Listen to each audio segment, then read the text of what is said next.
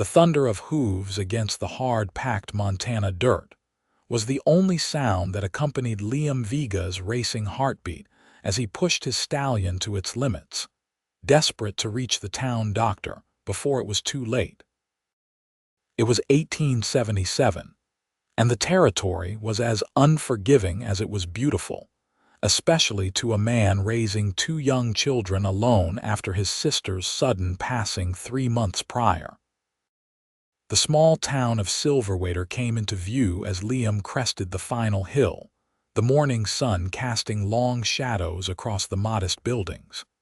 His niece, Sarah, had developed a fever overnight, and her brother, Thomas, only 6 years old, had been the one to wake him with tears in his eyes. "Doc Patterson," Liam called out, barely waiting for his horse to come to a complete stop before dismounting outside the physician's office. "Doc, please." The door swung open to reveal not the gray-haired Dr. Liam expected, but a young woman with auburn hair pulled back in a practical bun, her green eyes sharp with concern. "Dr. Patterson is away on a house call," she said, her voice steady. "I'm Emma Carter, his assistant." "What's the emergency?" Liam hesitated, the desperation in his chest momentarily giving way to confusion. "My niece, she's burning up with fever. I need the doctor." "You have me instead," Emma replied, already gathering supplies into a leather medical bag. "Where is she?" "My ranch about 3 miles east," Liam said, his hat clutched in his hands. "Can you ride?" Emma nodded, securing her bag. "Better than most men in this county, Mr. Vega, Liam Vega." Within minutes, they were racing back toward his homestead, Emma keeping pace with him effortlessly. Liam cast occasional glances her way, noting the determination set in her jaw. He'd heard rumors of a female medical assistant arriving in town, but in the isolation of his ranch and the chaos of suddenly becoming guardian to 2 children, he hadn't paid much attention to town gossip. When they arrived at the modest ranch house, Thomas was waiting on the porch, his small face pinched with worry. "Uncle Liam, she's crying now." Emma dismounted in one fluid motion and followed the boy inside without waiting for an invitation. Liam trailed behind, watching as she approached 8-year-old Sarah, who lay flushed and whimpering on her small bed. "Hello, Sarah," Emma said softly, placing a cool hand on the girl's forehead. "My name is Miss Carter. I'm going to help you feel better." For the next hour, Liam hovered anxiously as Emma worked methodically, coaxing Sarah to drink willow bark tea, applying cool compresses, and examining her thoroughly. Her movements were confident and gentle, her voice soothing as she explained everything she was doing to both Sarah and Thomas, who refused to leave his sister's side. "It's influenza," Emma finally told Liam as they stepped outside the bedroom. "Not the worst case I've seen, but concerning nonetheless. She needs constant care for at least 3 days. Liam ran a hand through his dark hair, the weight of responsibility pressing down on him. "I'll do whatever is needed." Emma's gaze traveled over his face, taking in the dark circles under his eyes and the tension in his shoulders. "When was the last time you slept properly, Mr. Vega?" "Sleep is a luxury these days, Miss Carter." She nodded thoughtfully. "I'll stay tonight." "Dr. Patterson won't be back until tomorrow, and Sarah needs consistent monitoring." "I couldn't ask that of you." "You didn't ask. I'm telling you what your niece needs."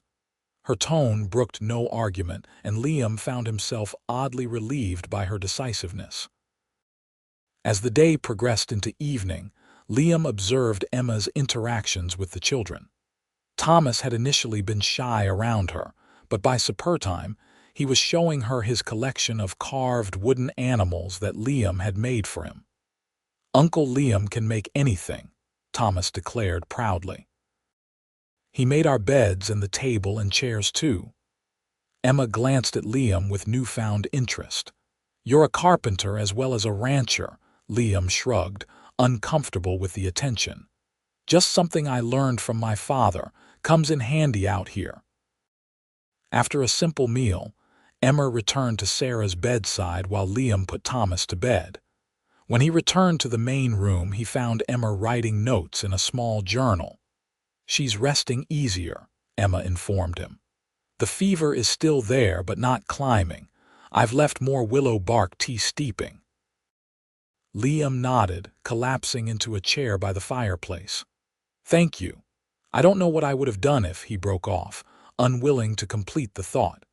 "You've been managing on your own since they came to you?" Emma asked, taking a seat across from him. "3 months now." "My sister Charlotte and her husband died in a wagon accident near Denver.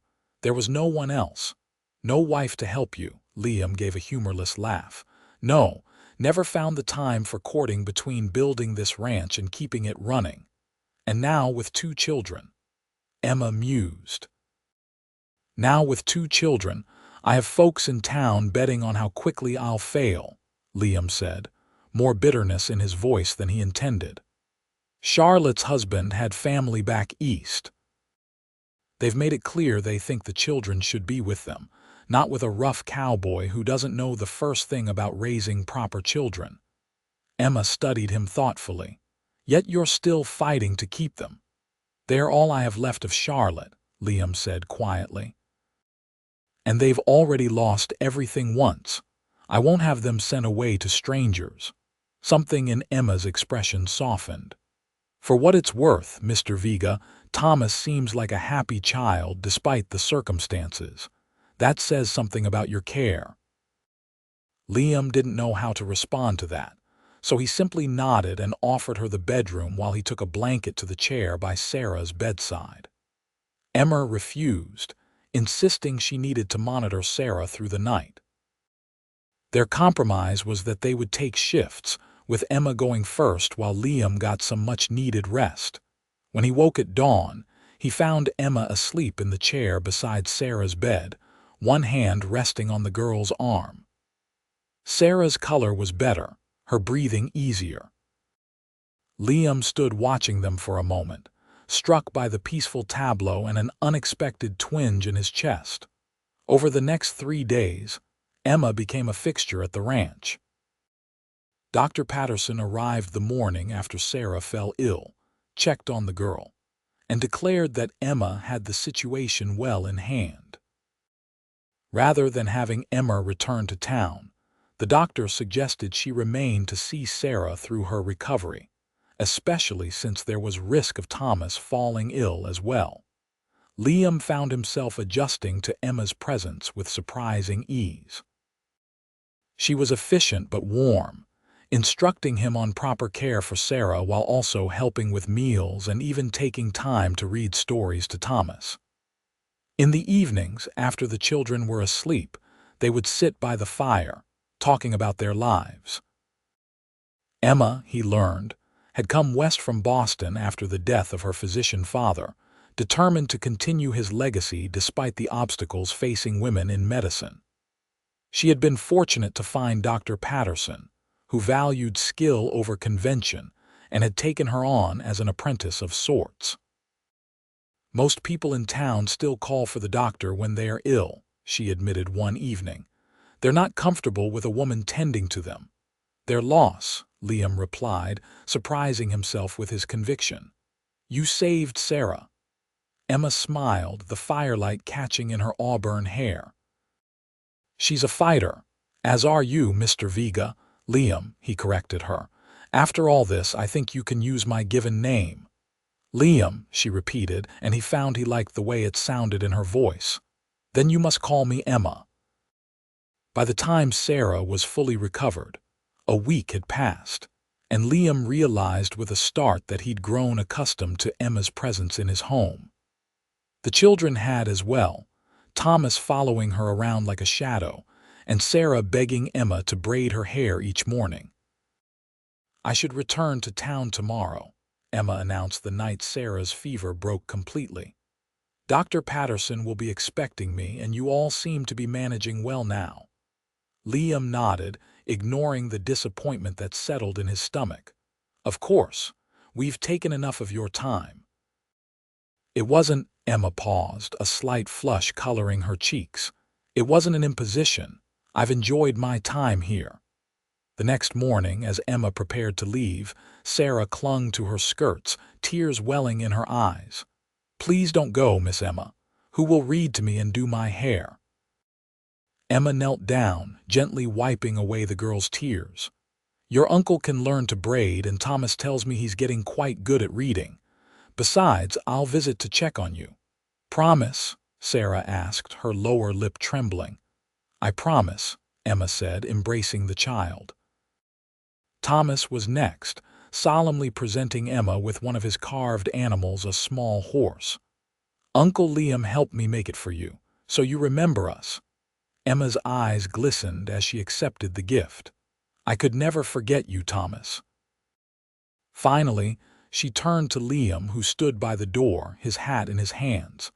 Thank you for everything, Emma. I meant what I said about visiting, she told him as he helped her onto her horse, to check on Sarah's recovery. We'd welcome it, Liam replied, his hand lingering on hers for a moment longer than necessary. As he watched her ride away, Thomas and Sarah waving frantically beside him, Liam felt something he hadn't experienced in a long time, a sense of loss, but also possibility. True to her word, Emma returned the following week to check on Sarah. She arrived with a basket of fresh bread and preserves from the general store, claiming they were from Dr. Patterson, though Liam suspected they were her own gesture. The children were delighted to see her, and Liam found himself watching the easy way she interacted with them, a skill he was still struggling to master. After examining Sarah and pronouncing her fully recovered, Emma surprised them all by suggesting a picnic by the creek that ran along the edge of Liam's property. A celebration of good health, she declared, helping Sarah pack the bread and preserves along with some cold chicken Liam had prepared the previous evening. The afternoon passed in a blur of laughter and storytelling. Emma taught the children how to make daisy chains, and Liam showed Thomas how to skip stones across the water's surface. When Sarah fell asleep on the blanket, exhausted from the excitement, and Thomas wandered off to explore the creek's edge within sight, Liam found himself alone with Emma for the first time in days. You're good with them, he said quietly, watching as she gently stroked Sarah's hair. Emma smiled. Children are easier to understand than adults sometimes. They say what they mean and love openly. Unlike their uncle, who can barely express gratitude properly, Liam said wryly. You express plenty through your actions, Emma replied. I see how hard you're trying, Liam, how much you love them. It doesn't always feel like enough, he admitted. I know nothing about raising children, especially a girl. Sarah asked me about ribbons for her hair yesterday, and I just stared at her like she was speaking Greek. Emma laughed softly. Well, I could help with that. I could teach you about ribbons and braids. I'd appreciate that, Liam said, meeting her eyes.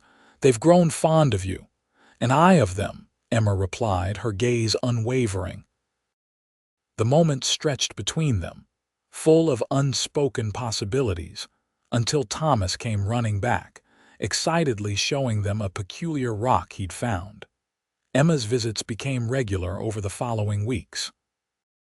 Sometimes she would come with a specific purpose, bringing medicine or checking on Sarah, but increasingly, she simply came to spend time with them. She taught Liam how to braid Sarah's hair, laughing at his clumsy attempts until he finally produced a passable result. She helped Thomas with his reading and showed both children how to identify useful herbs that grew wild on the property. For Liam, these visits became the highlight of his week. He found himself making improvements to the ranch house, fixing the loose step on the porch, building new shelves in the kitchen, tasks he'd been putting off, but now seemed important. Word of Emma's regular presence at the Vega ranch spread through Silverwater. Liam became aware of the whispers when he went into town for supplies. the knowing looks from the shopkeepers, and the occasional disapproving glance from some of the more conservative townsfolk. "People are talking," he told Emma one evening as they sat on the porch watching the sunset while the children played in the yard, "about you spending so much time out here." Emma's expression remained serene. "People always talk. It doesn't concern me. It might damage your reputation. Your position with Dr. Patterson." She turned to look at him then, a challenge in her green eyes. "Are you asking me to stop coming, Liam?" "No," he said quickly, honestly, "but I don't want to be the cause of any difficulty for you." Emma was quiet for a moment, her gaze returning to the children. "Do you know why I came west, Liam? It wasn't just to practice medicine. It was to live by my own rules, not society's. If people wish to gossip, let them. I know my own mind." The declaration hung between them, and Liam felt a surge of admiration for her strength. Before he could respond, a rider appeared on the road leading to the ranch.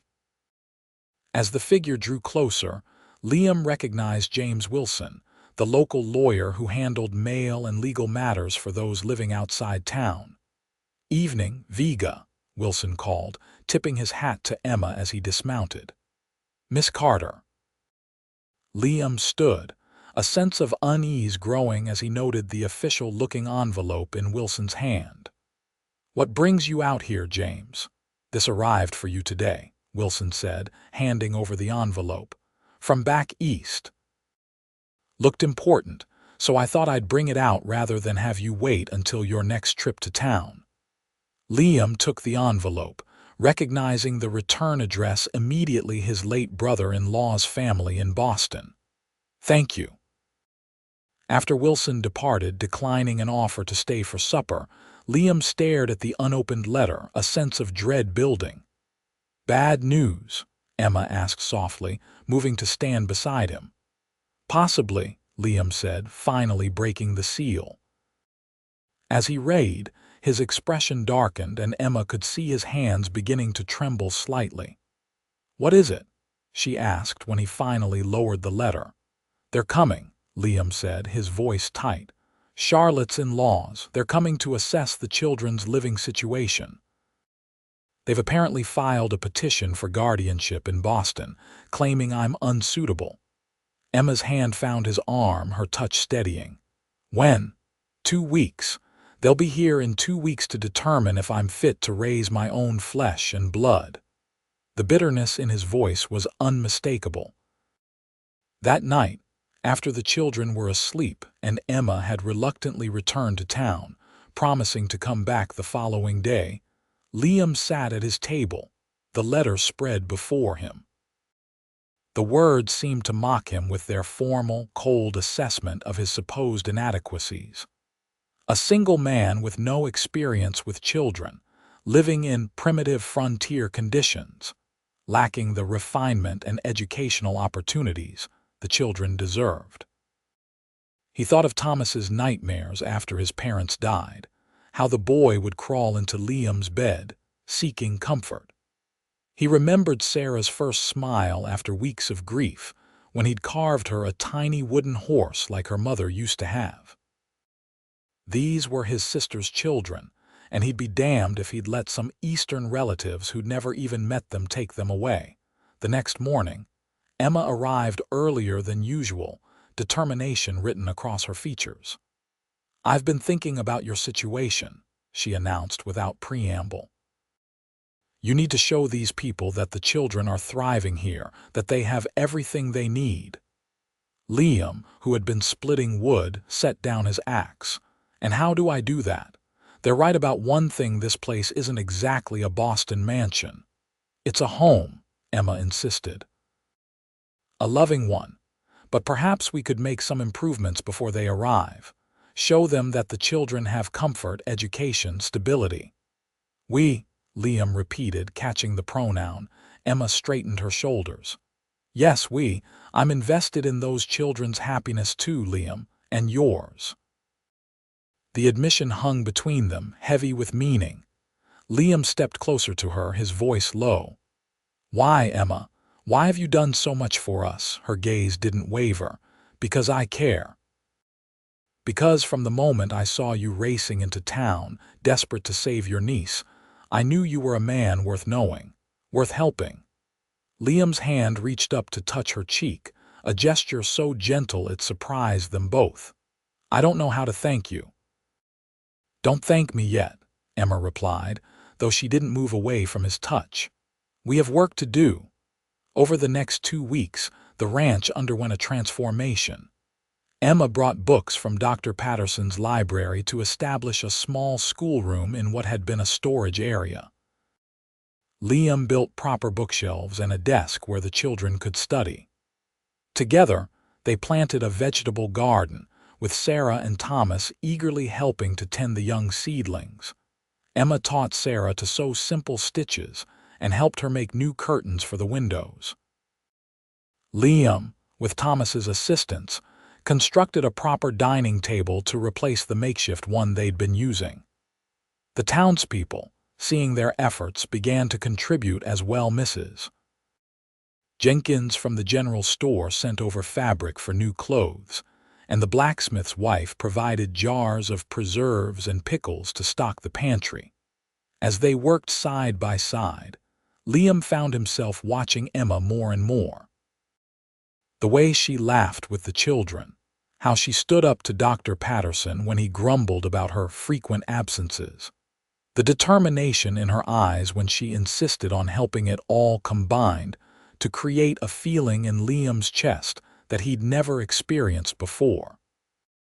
"You're staring again," Emma said one afternoon as they washed dishes together, the children outside playing with the neighbor's dog. Liam didn't deny it.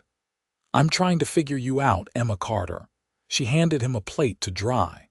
"What's there to figure out?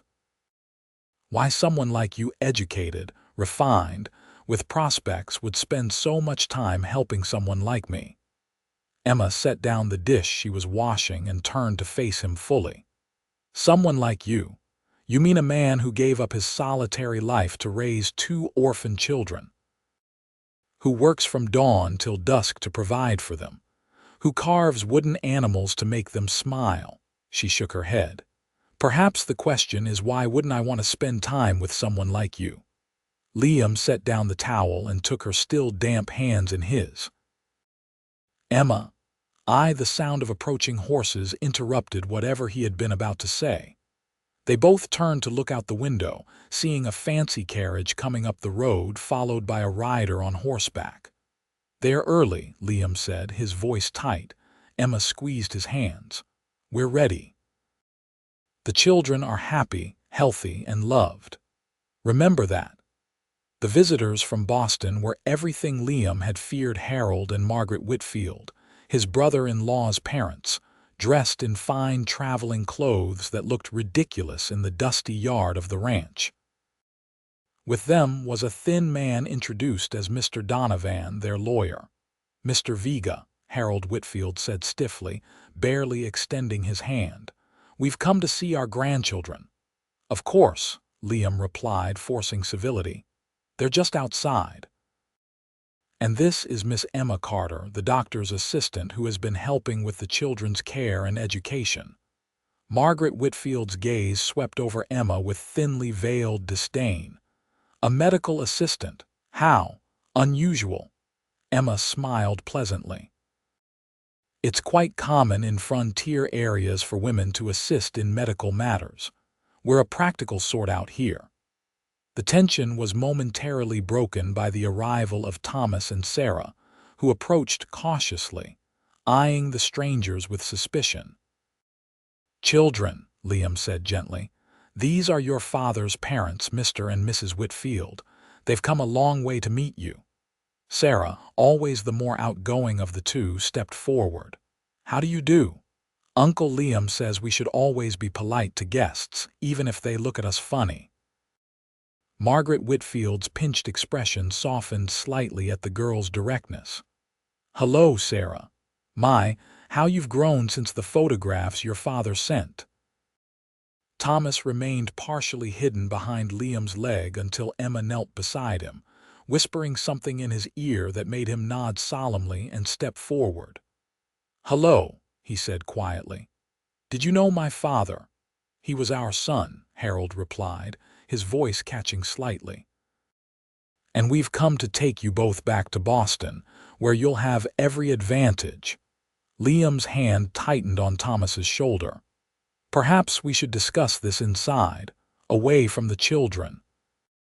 The discussion that followed was tense but civil, with the Whitfields laying out their case for taking the children prestigious schools, social connections, a large house with servants.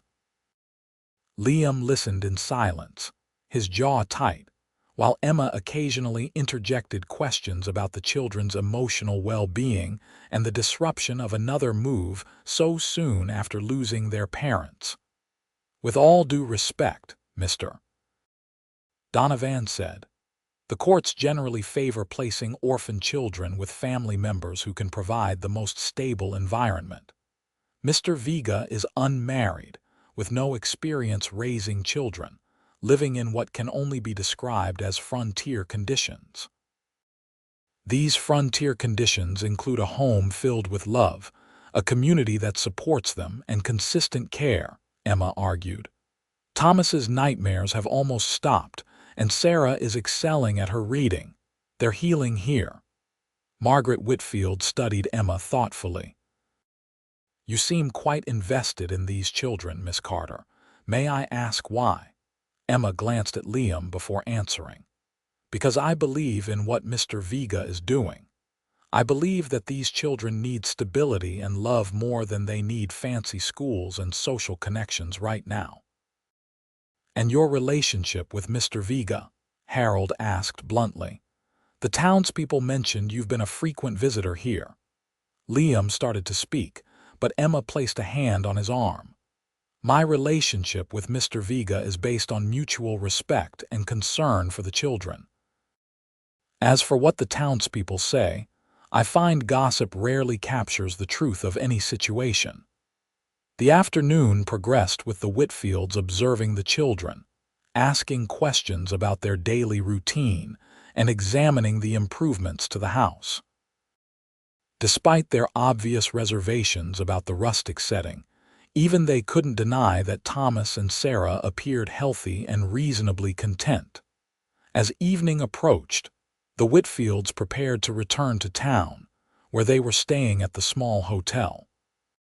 Before leaving, Margaret pulled Liam aside. "I can see you care for them," she admitted reluctantly.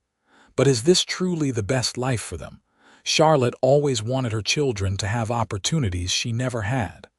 "Charlotte also wanted her children to be loved," Liam replied quietly. "I may not be able to give them everything you can, but I can give them that."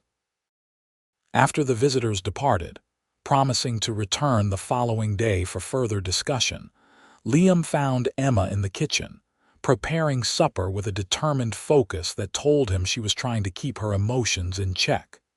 "You were amazing today," he said, leaning against the doorframe. "Thank you." Emma continued chopping vegetables, not looking up. "I only spoke the truth." "They're still going to try to take them," Liam said, moving to stand beside her. "That lawyer had papers drawn up already." Emma set down her knife, finally meeting his gaze. "Then we fight. We show them that the children belong here with you." "With us," Liam said softly, the words slipping out before he could consider it. Emma's eyes widened slightly. "Liam, I know it's sudden," he continued, taking her hands in his. "But these past weeks, watching you with the children, working alongside you. Emma, I think I'm falling in love with you." For a moment she stood perfectly still, and Liam feared he'd misread everything. Then she smiled, a slow, radiant smile that reached her eyes.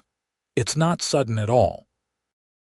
I think I've been falling in love with you since that first day when you were so desperate to save Sarah that you didn't even blink at a woman doctor." Liam laughed softly. "You weren't exactly what I expected." "Neither were you," Emma replied, stepping closer. "You're better." Their first kiss was gentle, tentative, both of them aware of the children who might walk in at any moment. When they separated, Liam kept his forehead pressed to hers. "If I asked you to marry me, would that be rushing things too much?" Emma's laugh was warm against his lips. "Under normal circumstances, perhaps. But these aren't normal circumstances, are they? Is that a yes?" "It's a let's talk about it after the children are asleep," Emma replied practically, though her eyes sparkled with happiness. That night, after Thomas and Sarah were tucked in, Liam and Emma sat on the porch steps, planning their future while the stars emerged overhead. They talked of marriage, of Emma continuing her medical work while helping with the children, of expanding the ranch house to make room for their growing family. "The Whitfields will use my unmarried status against me," Liam said, his arm around Emma's shoulders. "But even if we marry tomorrow, they'll claim it's just for show." "Then we prove them wrong," Emma said firmly. "We show them that this isn't just about keeping the children here, it's about giving them the family they deserve." The next morning, when the Whitfields returned, they found a united front. Liam and Emma announced their engagement, with plans to marry within the month. The children, who had been told of the plans at breakfast, were ecstatic, with Sarah already planning what flowers she would carry as a flower girl, a term Emma had taught her. "This is rather convenient timing," Mr. Donovan observed skeptically. "On the contrary," Dr. Patterson said from the doorway, where he had just arrived with his wife. "If you'd bothered to ask anyone in town, they'd have told you these two have been heading toward this for weeks. Emma's barely been at the office since she met Liam and the children." The doctor's unexpected support was joined by others throughout the day. The blacksmith and his wife arrived with a wedding gift, a new set of cooking pots, and stayed to tell the Whitfields how Liam had helped them repair their roof after a storm. The schoolteacher came with books for the children and spoke highly of Thomas's progress in his reading during their weekly lessons in town. By evening, the Whitfields found themselves facing not just Liam and Emma, but an entire community that had quietly rallied around the small family.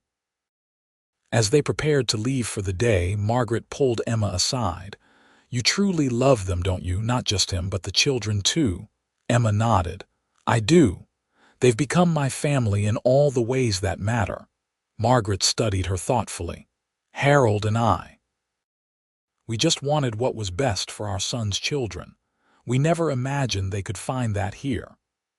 "Sometimes the best things aren't what we expect them to be," Emma replied gently. The next day, the Whitfields arrived with their lawyer and a decision. They would withdraw their petition for guardianship, on several conditions. The children would write to them regularly. They would have extended visits during summers when they were older, and Liam would accept financial assistance for their education. "We can't replace what they've found here," Harold admitted gruffly to Liam, "but we can still be part of their lives." Liam agreed to their terms, relief washing over him. They should know their father's family. Charlotte would have wanted that.